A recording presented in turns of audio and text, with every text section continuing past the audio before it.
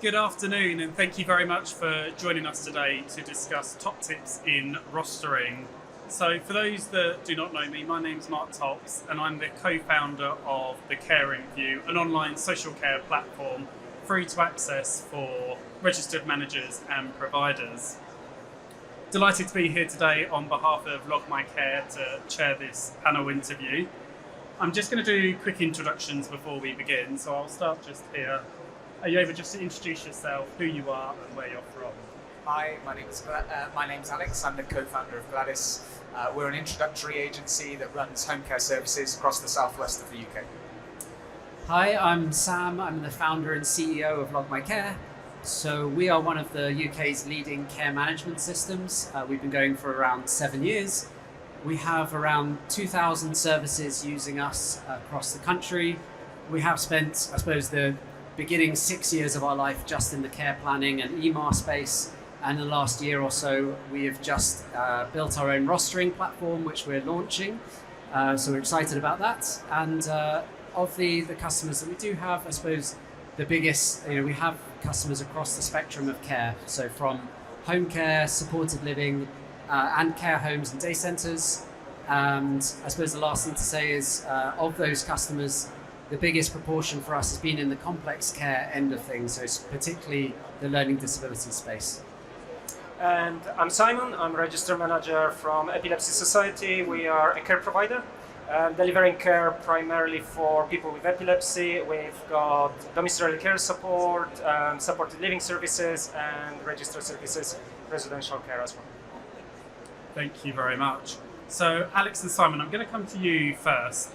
So thinking about your journey with rostering, what advice would you give to somebody that is maybe paper-based at the moment but looking to go digital? So we've recently moved across from paper-based to trying out Log My Care's upcoming system. And one of the things that I would note is the fact that whatever processes you're using at the moment on paper aren't always going to directly translate. You need to really think about what you're doing and why you're doing it before you take the leap to electronic. And that means documenting certain things that you might have taken for granted, like such as preferred runs by your carers and your care teams, as well as like skills and matching matrices that might not necessarily appear on somebody's care plan.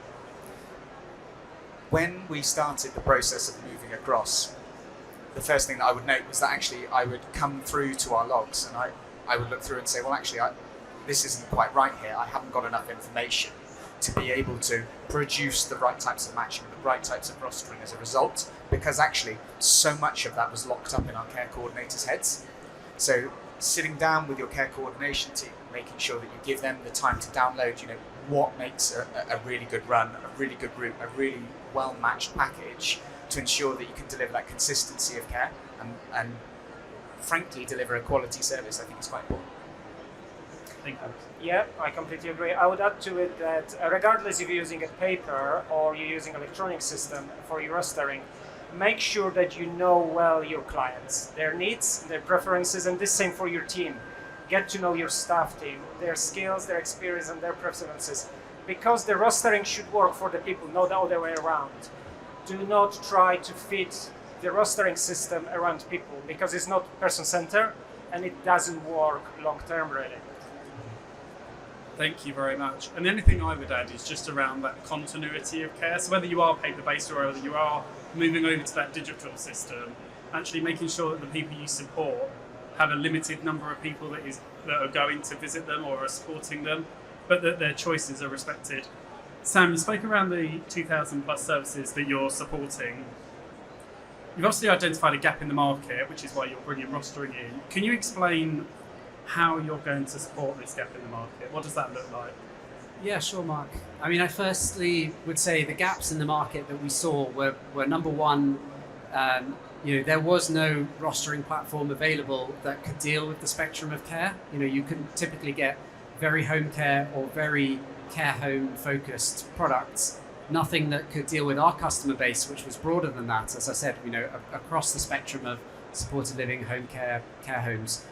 So number one, we've designed our platform to be the only one capable of doing that across care, being able to deal with the complexities of runs and visits, but also with shift-based care.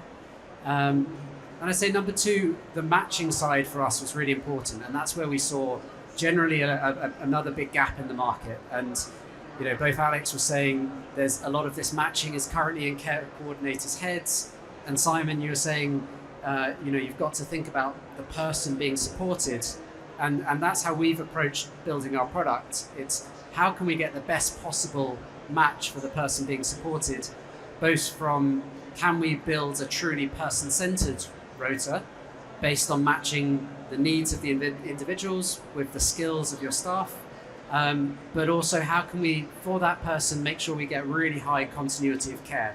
How can we make sure it's the same people seeing them on a regular basis and they're not having so much change, because we know that it's a virtuous cycle. If people have a better matching with the staff coming to see them, they'll have a better experience, and that builds to better care being delivered, better ratings, and a real virtuous cycle. So that's how we've approached our rostering product. Thank you very much. And just want to continue on that theme of continuity. Obviously, I've been a planner. I know how fast-paced it is, especially in home care with things changing. And a question for all of you: how do you balance that continuity of care with an ever-changing, people might have hospital appointments, they might have family coming, they might need to move visits earlier, later. How do you balance that need? So we use a kind of interesting take on the Burkholz model that comes out of Europe. Effectively, we match families and their loved ones to a small cluster of very hyper-local carers. And what that means is that we deliver continuity, but it's an extremely robust model, because if Susie's kid is sick and she can't make a shift, somebody else can still pop in who's a known quantity. And that means that, frankly, the families are happy because the same people go in, go out, they know what their mother likes, they know what they can do, how to walk the dog, all the sort of soft touch pieces that go into care provision. But also at the same time, it gives us a real edge when it comes to retaining our team and our staff. And I don't think any of us have got sort of the perfect way to retain staff at the moment. It is a real hard topic for everyone. But if you're going to give people consistent shifts, consistent clients, and a pattern of work that fits with actually how their lives are lived, you're going to retain them far longer than just sending them here, there, and everywhere, wherever you can. Thank you very much. Sam? Yeah, I guess I would add that you've always got your plan A. What you hope will happen with a planned rota, and from a technology point of view, what we can do is to help make your plan B a bit more seamless. You've always things are always going to change. You're going to have staff being sick. You're going to have visits being cancelled, and what platforms like ours can do is serve up the best possible plan B. How can we get the next best answer for the person being supported in terms of, who's the next most person they've spent the most time with, or who's the next most matching or over their needs and skills. So that's where we come in to try and make that plan B. You're not just going to a plan C of someone who's not suitable. We're trying to serve up those really good matches. And I would add, use your rostering tool to look for your team. Because if you look after your team, they will look after the clients. I completely agree. The matching is important. So if you have good knowledge about your clients and your staff, and you can match those skills with the needs, then you've got a perfect solution, isn't it? There will be changes, there always are, and you have to deal with it. But that's where your communication comes to play. And using the system, it will help you to communicate as well effectively. No, absolutely. And obviously the good thing around a digital system is the amount of data that you can pull out of that, the reports that you can pull out, so actually you can see the number of times that maybe one of your care workers has gone and seen one of your customers, the people that you support, so actually you can build on that continuity of care. We know from the CQC there's going to be a big shift on sustainability, and you spoke there around self-managing teams. How can we get better efficiency out of our rostering to obviously meet that need from the CQC and the regulator there? I think the biggest focus for us is about routing, sensible routing. Mm-hmm. It's not as simple as the mileage between A and B in a lot of the places that we cover across the southwest. Actually, there's real struggles with public transport, non-drivers, rural located sort of clients. And so the sort of stance that we're taking from this is that we're trying to limit that as much as possible.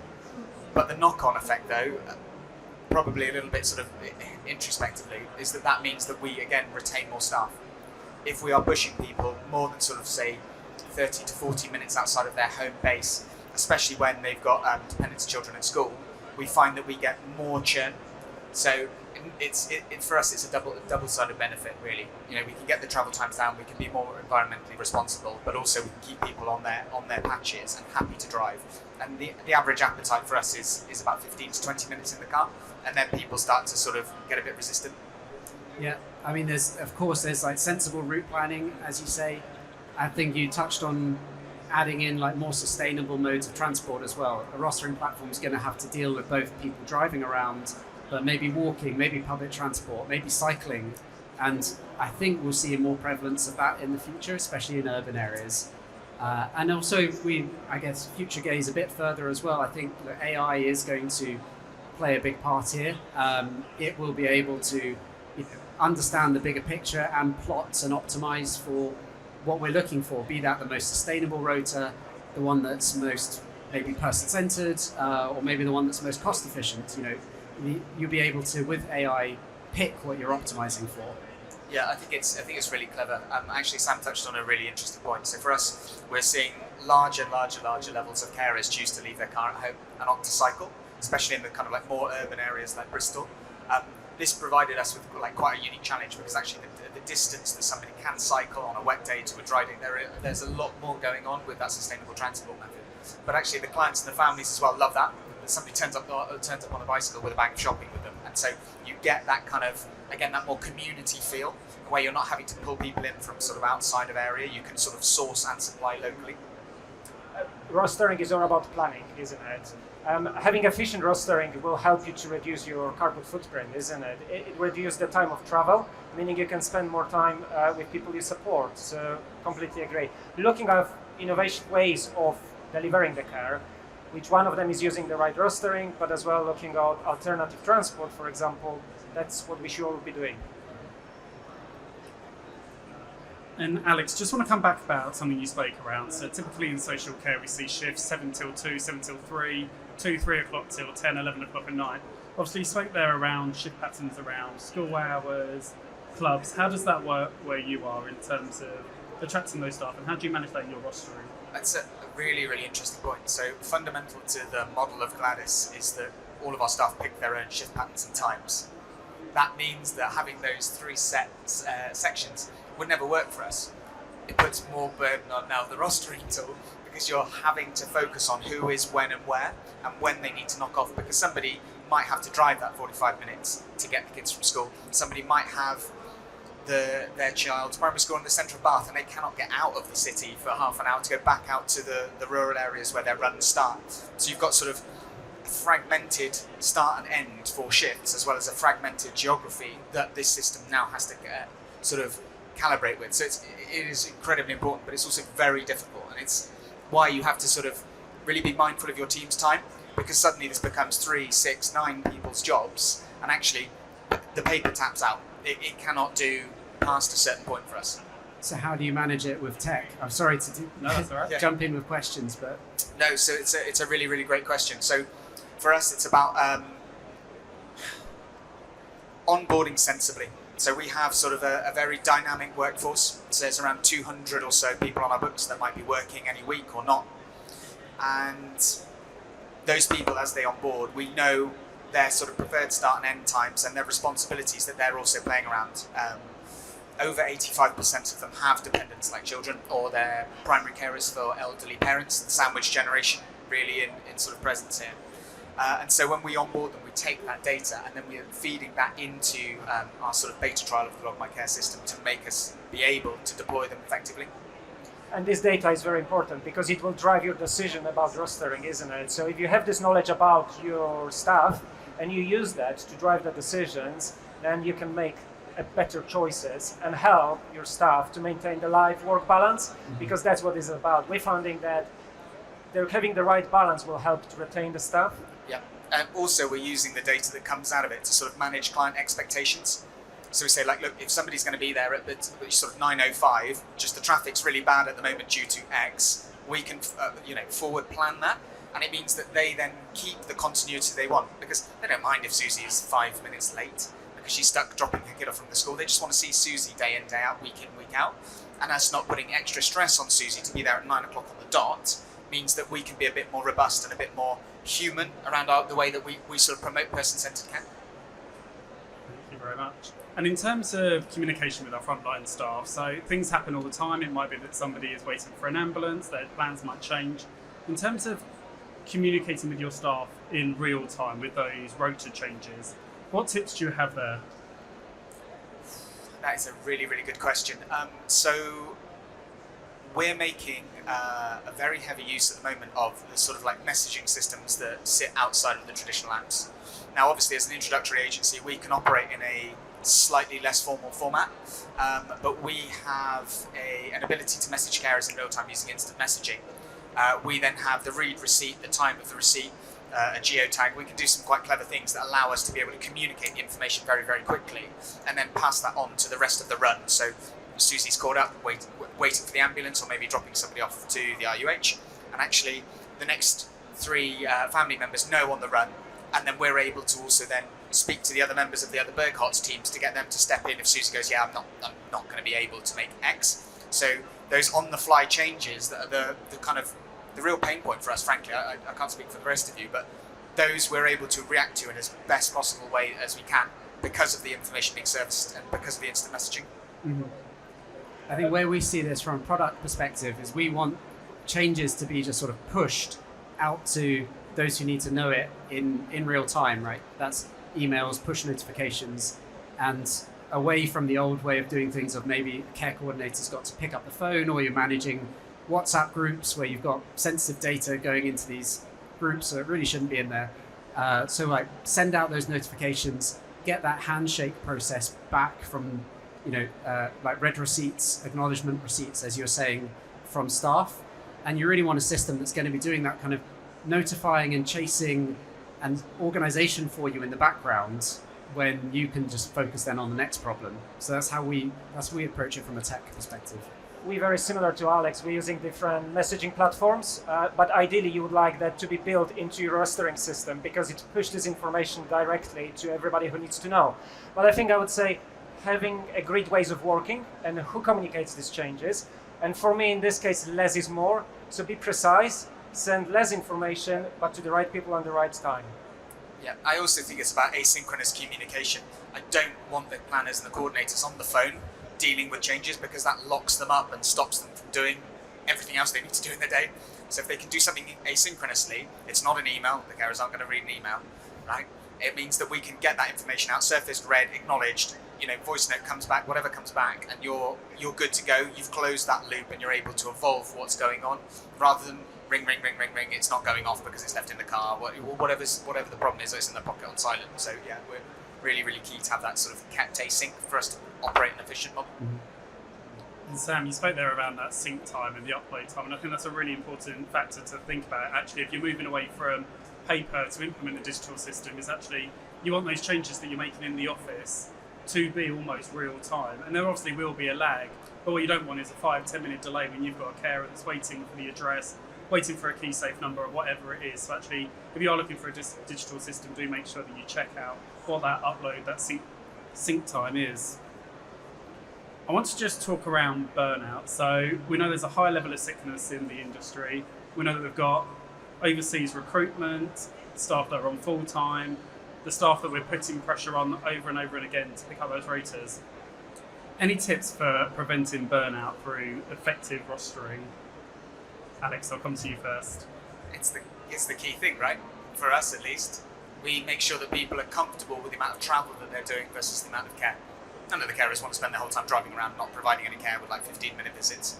So we make sure that their runs are effectively right for them. Obviously, because we're operating sort of a gig style, we've also got to make sure that those runs provide them with the amount of time actually on shift that they want.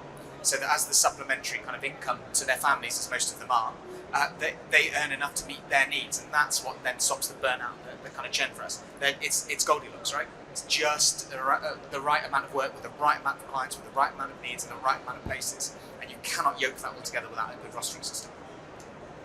Yeah, I think it's also important to make sure you gather your staff's like preferences and what are their hard lines of when they can work, when they can't work. And then, when you do need people to step in and take extra work, you don't want them burning out. But if your system knows actually of our 10 staff, we'll only send out this request to 5 of them because only 5 of them want to work this extra time or available in these hours, you can stop putting pressure, I think, on those other staff who, as you're saying, have other carer responsibilities or other life admin. Yeah. I mean, for us, because we use that kind of Bergholtz model, there's only sort of small amounts of options that can be pulled. But relatively speaking, because you've rostered them correctly in the beginning, they can relatively get there from their home base.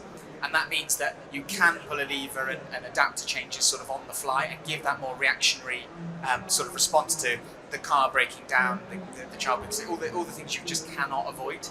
I mean, for us, it's about 5% of all booked visits at the moment have some sort of change on a weekly basis that's sort of unavoidable. I don't know about you guys, what you're seeing. We are spending a lot of time trying to understand the preferences and needs of our staff, the same like clients, because it will help us to use this information to build a rota, but as well gather feedback. What works, what it doesn't work, especially if using automated rostering. You need to know if it's working or not, both for your clients and staff, because it doesn't, well, then it makes no sense, isn't it? You have to go back, you have to have this discussion with your clients, with your staff, and use this information to influence your future rotas, really. Absolutely, and I think feedback is absolutely crucial, and it's something that CQC will be looking for. Just touching on that point, and I'll start here, Alex, move along the line. What tips do you have to optimise your rota? Keep it silly simple. Because when it does go wrong, you will need to triage it and unpick it. And if it is really, really, really complicated and you're sending people from one area to the next, to the next, to the next, and you're over-relying on those superstar carers, and we all know who they are, who bail you out week in, week out, you are going to fall afoul of it after a while. You can't curate them in any sort of density to make it worthwhile. So if you keep that rota simple, it means that it's then scalable as your client base grows and sort of fans out. I think the topic of optimization is a big one, and you could optimize for multiple things. It could be cost, could be sustainability, as we talked about earlier. Where I come from is I think a lot of people should be optimizing for the experience of the person being supported. And if you can drive person-centered matching, and if you can drive a real high continuity of care from the care workers who should be working with them, they're going to have a great experience. And I think that would be number one, what I would optimize for. I agree with Alex, keep it simple, but make sure that all the data in your system is up to date, because there's nothing worse than using the data which will then lead to the mistakes. And then you have to fix all of that and spend far more time actually reducing the errors than doing it the first time. So keep it simple, have it up to date. And on that subject there of digital, what tips do you all have around refining your approach, utilising that data that's coming out of the system? Alex, I'll come to you first. What we were able to spot is patterns of broken shifts and drill into repeated second Thursday of every month. A certain thing would start to go wrong, and we would look at, well, why is that? Why is that visit late? Why is that carer cancelling? And we've been able to triage problems and effectively deliver better care as a result, because obviously continuity is number one request from all of our clients. The kind of net results that we were picking out was that actually some of the staff had really unreliable cars. It comes, I think, with the territory. You've got older machines, less well maintained. And so what we were able to do is to start talking to them and say, well, look, actually, do you want to take on these extra shifts that will make you be able to afford something better? And you get past that sort of Sam Grimes boot theory and the economics behind having poorly maintained transport. Yeah, I would say once you've got a load of great data in a rota platform, and I speak to ours, it helps you see how much continuity of care you are delivering.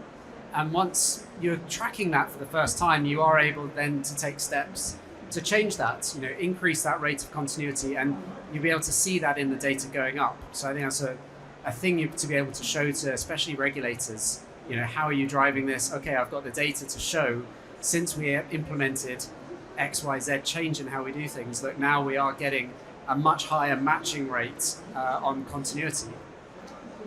The rostering system, especially if they are linked to your care planning system, they can be very data rich, isn't it? But we need to understand what sits behind this data. We need to analyze that, and we need to drive that to make decisions, really. It's not just the numbers, isn't it? Behind these numbers, there are visits, there are actual people. So ideally having it linked to the care planning software and having it all in one place is the best start. And I guess it depends on your internal metrics, actually. Like you said, do you want continuity of care? I manage a reablement service, and it's all around the utilisation. So our internal target is 57% of all of our staff time is there with the customers that we support. But it's about pulling that data on a regular basis, using it with your planners to have those conversations, to benchmark where you're at, what you could do, and like you said, actually pull it out on a regular basis, review, act, and move forward. Very conscious of time, we've got 5 minutes left, and I want to open the floor up for any questions. Does anybody have any at all? And then we've got a microphone.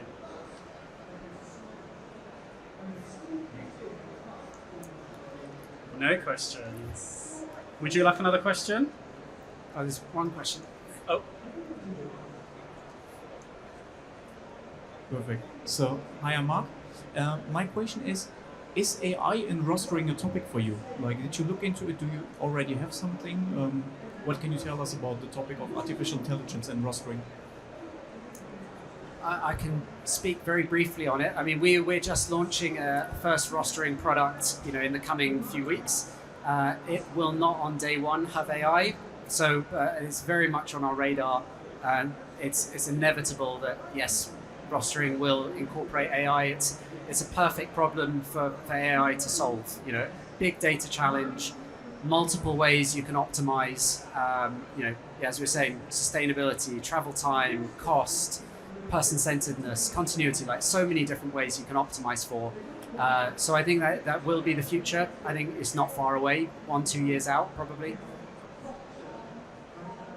any other questions at all? Can I add to that last one? So anybody who's thinking about kind of going digital with their rostering, don't worry about AI just yet. There's enough data in your care planning system to be able to match effectively without what's kind of being tech washed as AI right now. Like, it's still taking the care plans, the requirements, the location, the carer's location, the skills, the time, the travel, everything that needs to be in there, and it's still happening and very, very easy to do in a couple of taps. Yeah, right, you've got to have the data there in the first place, right? There's going to be a little bit of a data burden on your teams entering things that weren't there or sat in some Excel file somewhere. But once it's there, you're rostering like in the click of a button, click of a finger, and it's taking us a fraction of the time that it would have before. Absolutely, that's a great point. Well, thank you very much, everybody, for coming. And just wondered if you could just put your hands together just for the panel here. They've given up their time today.